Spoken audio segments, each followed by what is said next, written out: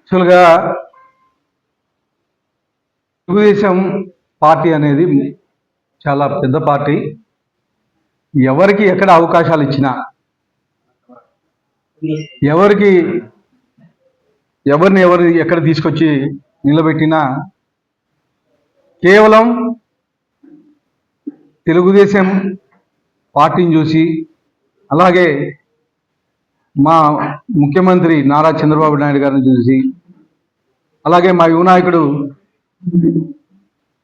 కాబోయే రాష్ట్ర రథసారథి నారా లోకేష్ గారిని చూసి ఓట్లేసే పరిస్థితి. నేను కాన్స్టిట్యున్సీ కొత్త అయినా కానీ తెలుగుదేశం కార్యకర్తలు, తెలుగుదేశం నాయకులు ప్రతి ఒక్కరూ కష్టపడి నన్ను దాదాపు 23,000 ఓట్ల మెజార్టీతో ఇక్కడ గెలిపించడం జరిగింది. దీంట్లో కేవలం నేను నిమిత్త మాత్రుని. మాకి పార్టీనే సుప్రీం.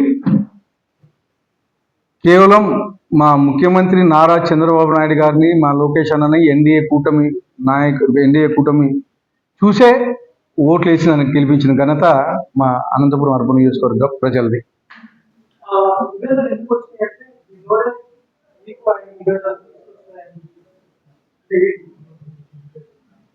మాది ఎక్కడ ఎవరికి ఏం విభేదాలు లేవు. మా తెలుగుదేశం పార్టీ చాలా పెద్ద పార్టీ.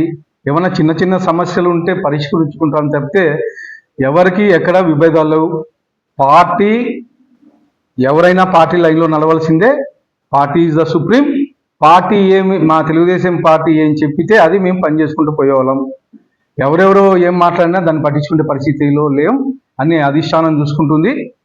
అధిష్టానమే మాకి శిరోధార్యం.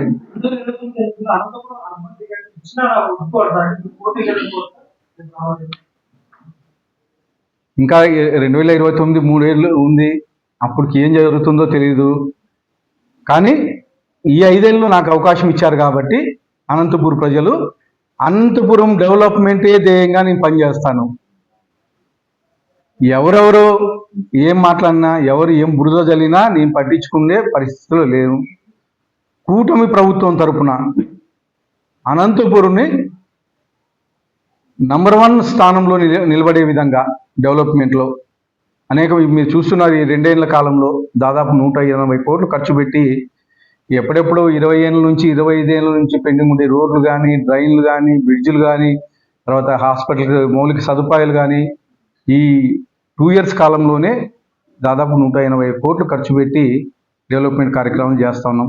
ఇదంతా మా ముఖ్యమంత్రి నారా చంద్రబాబు నాయుడు గారి చలువ, అలాగే మా యువ నాయకుడు నారా లోకేష్ గారి చలువ వల్లే, ఎన్డీఏ కూటమి ప్రభుత్వం వల్లనే ఇంత డెవలప్మెంట్ కార్యక్రమాలు చేస్తున్నాం.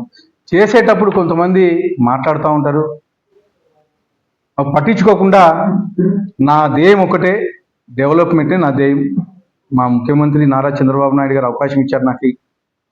దాన్ని నిలబెట్టుకునే విధంగా నేను కృషి చేస్తూ పనిచేస్తూ ముందుకెళ్తా. నేను ఎవరో ఏమో మాట్లాడారని చెప్పేసి నేను పట్టించుకునే పరిస్థితుల్లో నా ధ్యేయం ఒకటే, డెవలప్మెంట్. మా ముఖ్యమంత్రి చంద్రబాబు నాయుడు గారు అవకాశం ఇచ్చారు కాబట్టి దాన్ని ప్రూవ్ చేసుకునే విధంగా ముందుకెళ్తాను.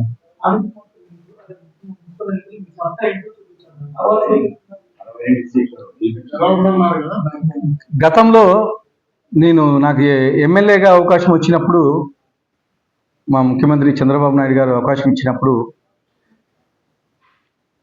ప్రచారం మొదలుపెట్టిన రోజే చెప్పాను నేను, అనంతపూర్ జిల్లా 14 ఎమ్మెల్యే సీట్లు ఉన్నాయి, 2 ఎంపీ సీట్లు ఉన్నాయి. ఉమ్మడి జిల్లాలో 14 సీట్లు గెలుస్తామని చెప్పాను.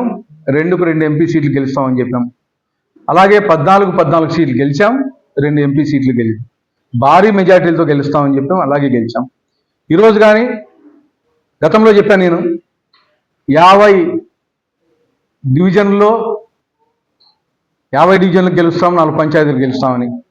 గతంలో 50 డివిజన్లో 1 డివిజన్ కానీ గెలవరా? కడప లాంటి చోట కానీ 3-4 డివిజన్లు తెలుగుదేశం పార్టీ గెలిచింది. కానీ వైఎస్ఆర్సీపీ గవర్నమెంట్లో ఇక్కడ 50 డివిజన్లో 1 డివిజన్ గెలవలో, ఒక పంచాయతీ కానీ, ఒక పంచాయతీలో 1 వార్డు కానీ గెలవల. కానీ ఈసారి 50 నుంచి 62 డివిజన్లు అయినాయి. 62 డివిజన్లు గెలిపించే బాధ్యత నేను తీసుకుంటాను. 4 పంచాయతీలు కానీ గెలిపించి భారీ మెజారిటీతో మళ్ళా 10-15 ఏళ్ళు తెలుగుదేశం కంచుకోటుగా నిలబడే విధంగా అనంతపూర్ అర్బన్లో కృషి చేస్తానని చెప్పేసి తెలియజేస్తాను.